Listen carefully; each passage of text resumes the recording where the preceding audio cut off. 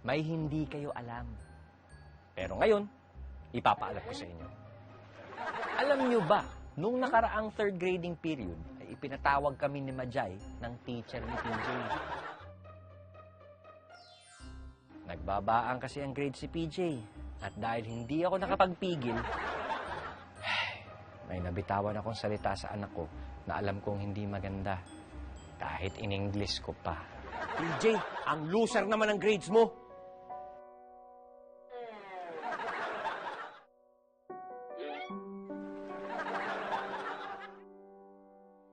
Alam ko may mali ako nasabi sa panganay ko eh. Nabigla ako. Kaya ang nabuntulan ko ng sisi, eh yung sa palagay kong naging dahilan kung bakit bumaba ang grades niya.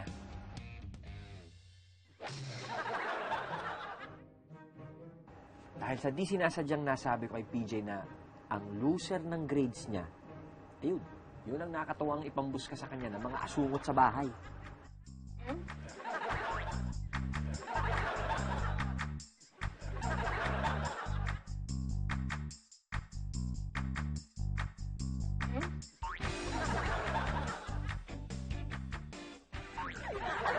Sa sweet mo talaga.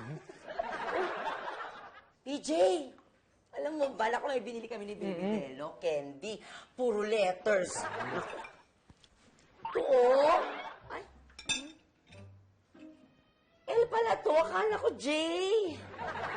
Ano ba sa'yo? To, Elden. L din sa'yo! L! Puro L yan, ha?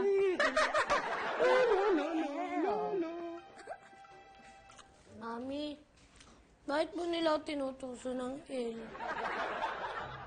L? Ano kasi anak eh. Ang ibig sabihin nun, love you. Love you.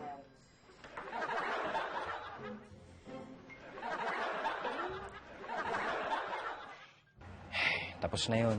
Nangyari na. Nangako naman si PJ na babawi siya sa susunod na grading period eh. Kaya ngayong bigayan ng card,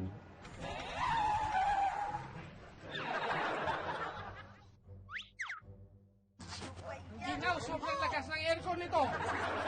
nakatodo ba yung thermostat mo? Todo na eh. Todo na yan? Ay, saan kayo pupunta?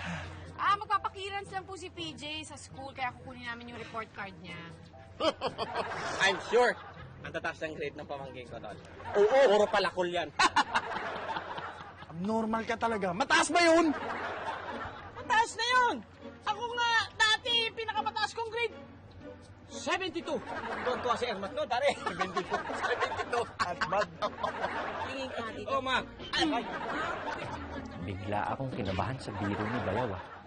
Sabi ko, wag sana magdilang ang hilang siraulong to.